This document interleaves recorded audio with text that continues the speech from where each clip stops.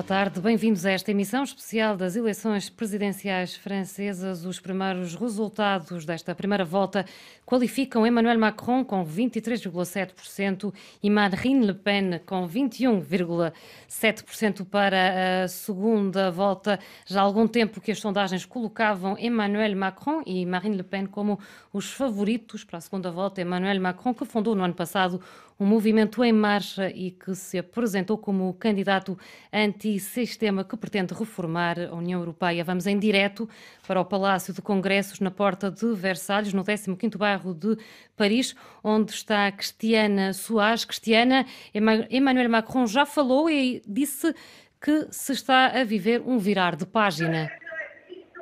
Olá, Neide, boa noite mais uma vez.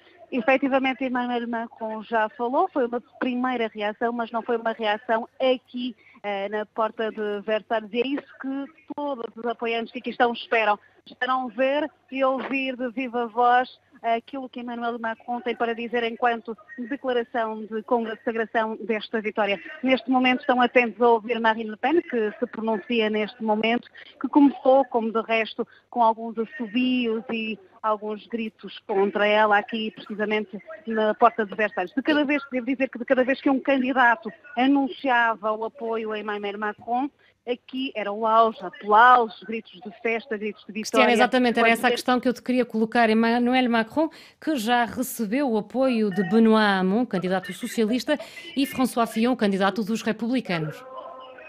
Exatamente, Benoît Hamon foi o primeiro, do resto, o candidato do Partido Socialista a dar o seu apoio nesta segunda volta a Emmanuel Macron. Seguiu-se depois o primeiro-ministro, Bernard Cazeneuve, que também apoiou Emmanuel Macron, a seguir a François Fillon. Eu queria dizer que o candidato dos republicanos fez questão de dar o seu apoio na segunda volta a Emmanuel Macron, mas antes disso ele frisou que o seu voto é essencialmente contra o extremismo da Frente Nacional. Ou seja, votará contra Marine Le Pen e, por isso, por discussão de partes, a favor de Emmanuel Macron. Neste momento, aguarda-se, obviamente, também aqui a posição de Jean-Luc Mélenchon, candidato à esquerda radical, da França Insubmissa, que também ainda não se pronunciou e que, de resto, teve um resultado algo significativo nesta primeira volta. Mas, claro está, o que os apoiantes de Emmanuel Macron esperam neste momento são as palavras dele, as palavras de consagração desta vitória. Eu devo dizer ainda que qualquer que seja o cenário, tendo em conta as sondagens que foram feitas até agora, qualquer que seja o cenário para a segunda volta, dia 7 de maio, e obviamente que muita coisa pode acontecer e tudo pode mudar, mas são sondagens, qualquer que seja o cenário, Emmanuel Macron sairá vencedor desta segunda volta, portanto será o candidato, o mais jovem chefe de Estado da história francesa. Volto-te a dizer, aqui na Porta de Versalhes, está toda a gente à espera de Emmanuel Macron, que dizem que a chegada dele, que a tomada de palavra dele aqui está iminente, mas obviamente continuamos à espera. Mas achas que o facto de Emmanuel Macron ter sido o Ministro da Economia de François Hollande poderá prejudicar nesta segunda volta? Não penso que poderá prejudicar nesta segunda volta, da medida em que os apoios que são dados a Emmanuel Macron surgem como os apoios também contra a Frente Nacional, contra a extrema-direita de Marine Le Pen. Portanto, tudo indica que Emmanuel Macron sairá vencedor desta segunda volta. A questão agora que poderá se pôr é, por exemplo, o próprio chefe de Estado, François Hollande, já solicitou a vitória de Emmanuel Macron via telefone para o próprio candidato vencedor. Todavia, resta saber se o atual chefe de Estado irá a público apoiar publicamente, e perdoa-me a redundância, apoiar publicamente Emmanuel Macron ou não nesta segunda volta, o que tudo indica que pode acontecer, tendo em conta que o próprio primeiro-ministro já o fez, apoiar Emmanuel Macron para esta segunda volta. Agora, resta também saber se depois da segunda volta esse apoio do Partido Socialista, neste caso aqui Emmanuel Macron, pode ter uma influência ou não para as legislativas, mas isso já é mais longe, já é em julho, até lá, em junho, aliás, até lá temos a segunda volta das eleições. Cristiana Soares, muito obrigada. Cristiana Soares, em direto do Palácio de Congressos, na Porta de Versalhes, no 15º bairro de Paris, onde se aguarda também o discurso de Emmanuel Macron, a líder da Frente Nacional, o partido de extrema-direita Marine Le Pen, falou há pouco, agradeceu aos eleitores. Marine Le Pen fala num momento histórico para a França. Tiago Almeida, que está junto à sede da Frente Nacional. Tiago, este discurso muito aguardado de Marine Le Pen, que fala então num momento histórico para a França. Efetivamente, Marine Le Pen acaba de exprimir-se e, além de falar de um momento histórico, também aproveitou a ocasião para criticar muito fortemente o governo de François Hollande e o seu mandato, que, segundo ela, originou a situação que a França está a viver atualmente. Além disso, disse que os franceses mostraram que o circo mediático não motiva o voto e que, durante toda a campanha presidencial, tentou-se abafar as ideias do partido de extrema-direita, mas que os franceses mostraram hoje que não hesitam no momento do voto. Portanto, agora, a partir da segunda volta, segundo Marine Le Pen, o debate instala-se à volta de temas mais sensíveis que até agora tinham sido renegados, nomeadamente para a esfera do racismo e da xenofobia, tais como a saída da União Europeia, a saída do euro e a instauração de uma nova moeda e o encerramento das fronteiras. Medidas protecionistas tinham sido defendidas pela candidata.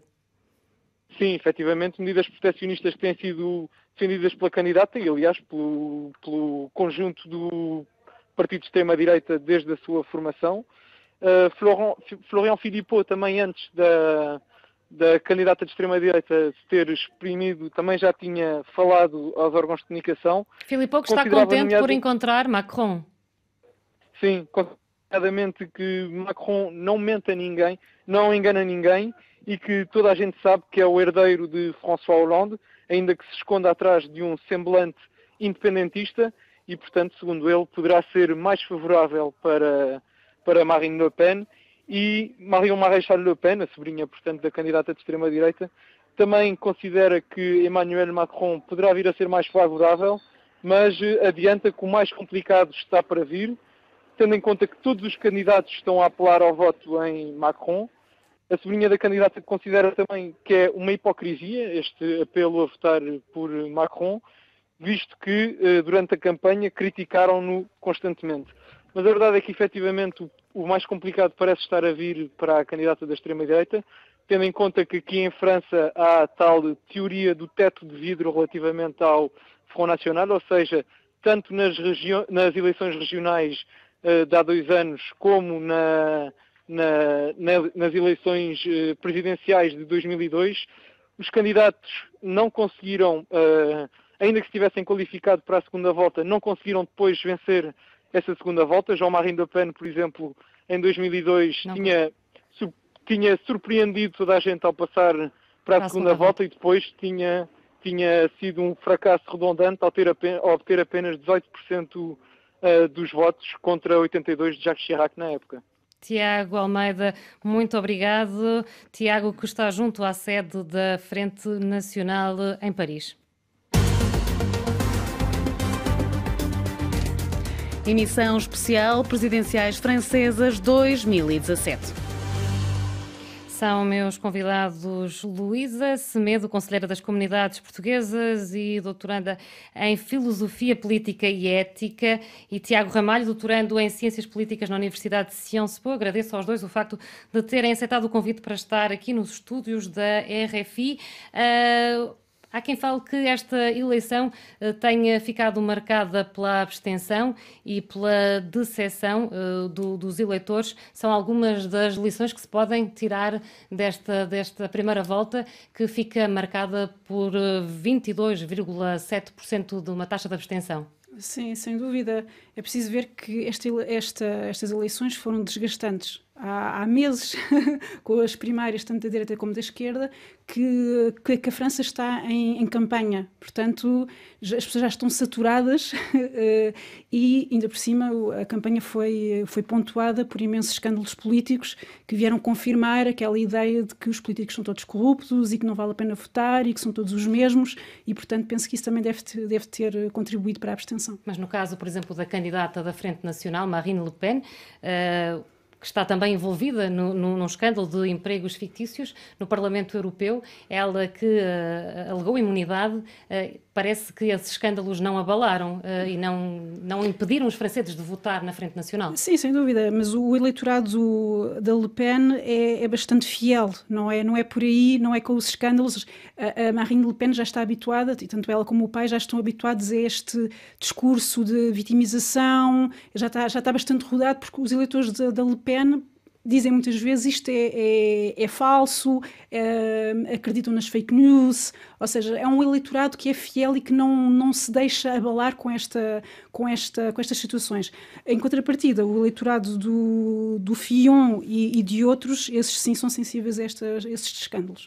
Tiago Ramalho, Marine Le Pen, que falou num momento histórico para a França, e Emmanuel Macron, que fala num virar de página. Que leitura se pode fazer destes discursos? É evidente que eles dirão sempre isso, qualquer um diria isso. Mas sobre a abstenção, eu acho que há uma coisa que é interessante, que enfim, há uma observação interessante, que é de ver que, aparentemente, quando as eleições são mais complicadas a decidir, porque aqui estávamos a falar de 4 candidatos, que qualquer um deles, no fundo, poderia ter passado à segunda volta, a abstenção cresce. Ou seja, quando o voto parece ser mais relevante, as pessoas parecem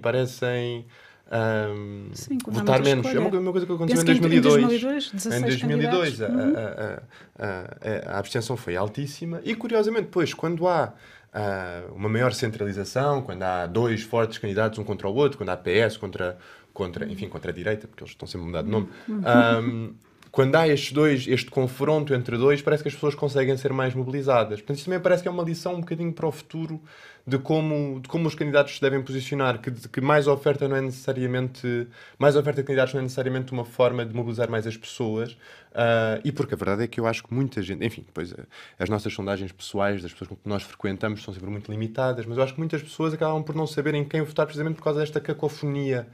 Esta oferta quase excessiva, que idealmente seria muito boa, mas que acaba por ser contraprodutiva porque as pessoas se perdem em tanto discurso mediático político e acabam por não saber a que campanha aderir e a que movimento aderir.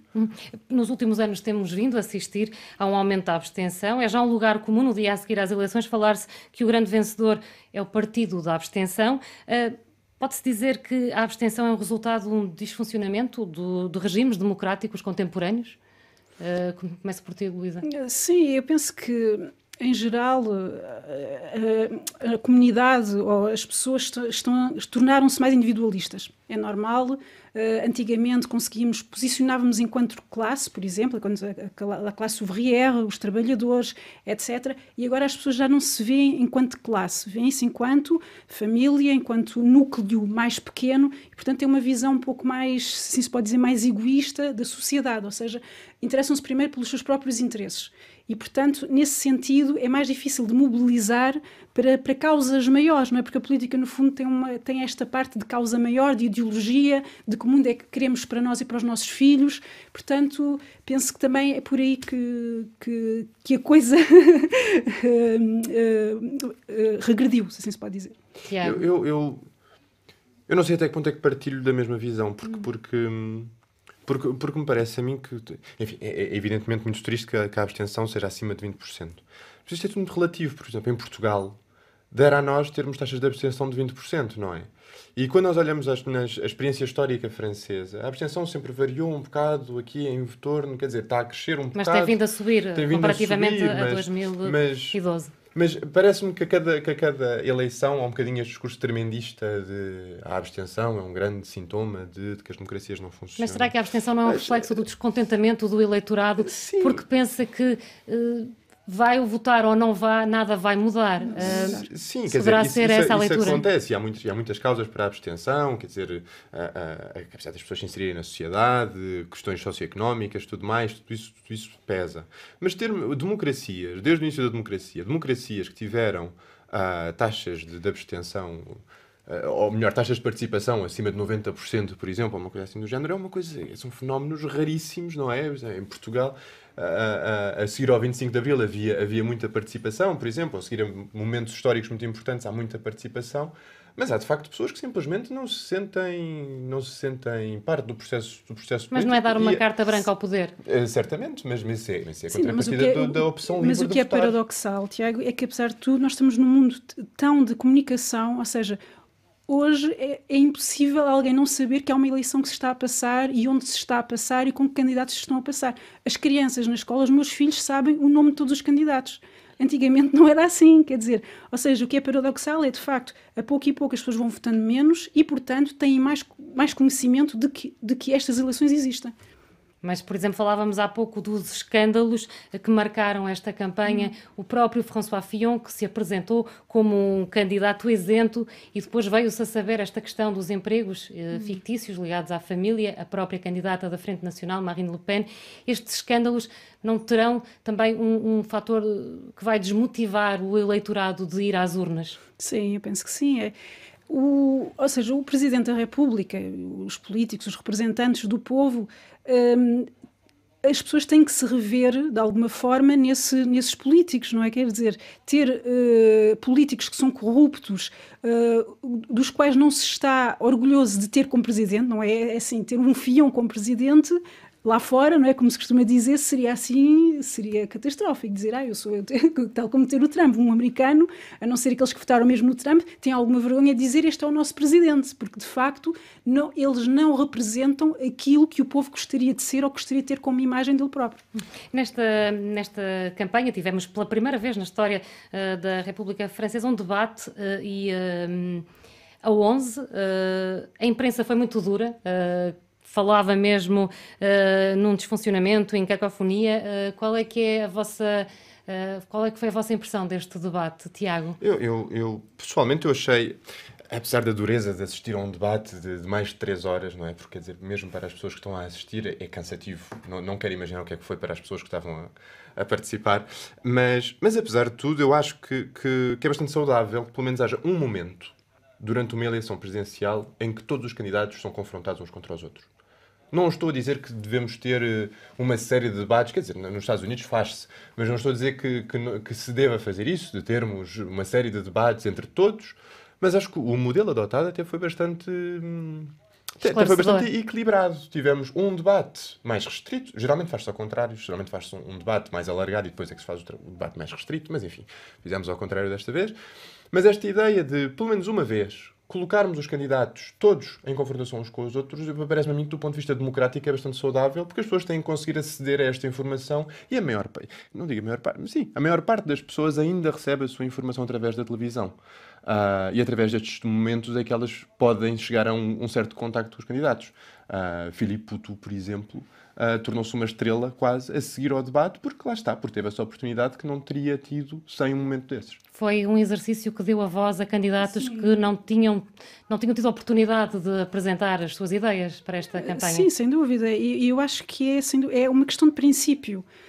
Até podia ter sido uma cacofonia, até podia não se ter percebido bem, mas é uma questão de princípio. São 11 candidatos, eles têm que ter todos a mesma oportunidade de falar ao povo. E, sem dúvida, foi importante debaterem, estarem todos juntos, e até porque, de certa forma, modificou as sondagens, não é? Porque alguns candidatos acabaram por subir, de alguma forma, outros descer. Penso que a Marine Le Pen foi, de certa forma, prejudicada, assim se pode dizer, porque teve, de repente, candidatos que eram mais claros do que ela, por exemplo, sobre o Frexit, não é? Temos a Asselineau que foi maximalista, disse claramente queremos sair da Europa, enquanto que a Marine Le Pen andou ali às voltas, e na parte económica, a parte económica de esquerda, ela tinha, à esquerda, tinha o Mélenchon, depois tinha o Poutou, tinha a Artaud, tinha vários que também lhe roubavam o protagonismo nessa matéria. Portanto, foi um momento muito importante.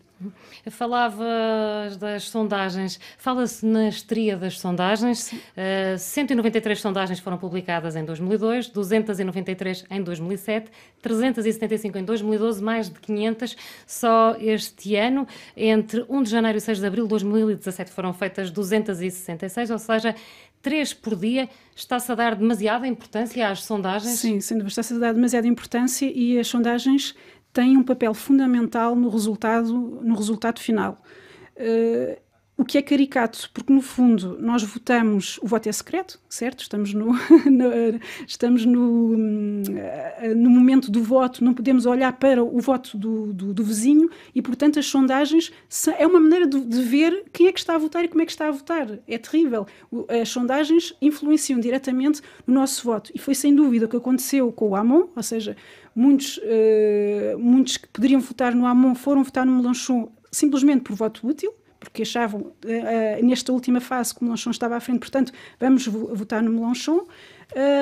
E o Macron a mesma coisa. O Macron, se assim se pode dizer, ele começou a sua carreira com as sondagens. A partir do momento em que se diz o Macron está à frente, houve ali um fenómeno mediático que fez com que muitas pessoas, ele está à frente, deixa-me cá ver quem ele é.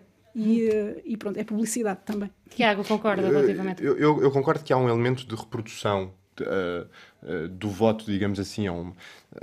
A sondagem devia pegar numa amostra do eleitorado geral, mas parece quase criar o eleitorado geral, digamos assim. Parece que há aqui um movimento inverso. Contudo, a verdade é que as pessoas, nós em democracia já não sabemos viver sem elas. Nós podemos dizer, é verdade que isto tem todos estes efeitos nocivos. Efeitos nocivos porque as pessoas começam a pensar que de facto a opção está só entre aqueles, não acabam por limitar um bocadinho a sua atenção aos candidatos possíveis. Concordo em parte com esta questão da Hamon-Mélenchon. Acho que a dinâmica aqui é um bocadinho mais complexa. Acho que porque a certa altura Hamon estava à frente de Mélenchon nas sondagens. Durante até algumas semanas esteve à frente de Mélenchon nas sondagens. Acho que é muito interessante ver nesta dinâmica entre estes dois, este Batman and Robin da esquerda francesa. Diferença. Ou seja, o que o Mélenchon tinha passado à frente até é natural, tendo em conta o primeiro debate em que o Mélenchon estava, de facto, Exato, ele está no terreno dele, portanto mas é normal. Mas que haja uma diferença tão grande... também não são muito exploradas pelos órgãos de comunicação, porque nesta campanha tivemos uma postura dos órgãos de comunicação, muitos deles apoiaram abertamente os candidatos. Há que ter... qual é que é a vossa leitura sobre este posicionamento dos meios de comunicação social? Tiago? Isto depende muito das tradições, não é? Na tradição anglo-saxónica é a coisa mais normal, é os editoriais apresentarem o seu apoio oficial a um candidato. Enfim, nos países da Europa continental tendemos a evitar isso, ou tendemos a olhar para a imprensa como tendo este papel quase de quarto poder de isenção e de escrutínio da atividade política. Pessoalmente, eu acho que se vão apoiar, mais vale que o digam. Mais vale que esclareçam as pessoas que estão a ler de que, de facto, há ali um objetivo. Idealmente, evidentemente, eu preferiria pelo menos uma aproximação ao modelo de imprensa transparente. Mas enfim, é o que temos. Uma última questão aos dois, uma vez que estamos já na reta final desta emissão. Que cenários é que se desenham nesta segunda volta? Já são conhecidos os apoios de Fillon, de Benoît Hamon a Macron. Luísa, que cenários é que se desenham? Sim, é assim. O cenário é que provavelmente o Macron vai ganhar, não é? Vamos o ter como presidente. Agora, é preciso ter cuidado com a desmobilização, apesar de tudo. Não estejamos já a pensar que tudo está a ganho e que a Marine Le Pen não passa. Eu espero que quem nos está a ouvir e quem possa votar, que vá votar na mesma, porque é muito importante, apesar de tudo. Há este perigo. E depois o Emmanuel Macron, ele tem aqui uma grande escolha a fazer. Será que ele se vai posicionar mais à direita ou mais à esquerda? Tiago? Enfim, nesta ideia do bloqueio republicano de impedir que a Marine Le Pen ganhe, eu só espero que a bolha Macron, porque apesar de tudo é disso que ainda estamos a falar, não rebente até daqui a 2 semanas. Muito obrigada aos dois por terem estado aqui comigo em direto nos estúdios da RFI para analisar estes primeiros resultados das eleições francesas que colocam na segunda volta Emmanuel Macron e Marine Le Pen. RFI.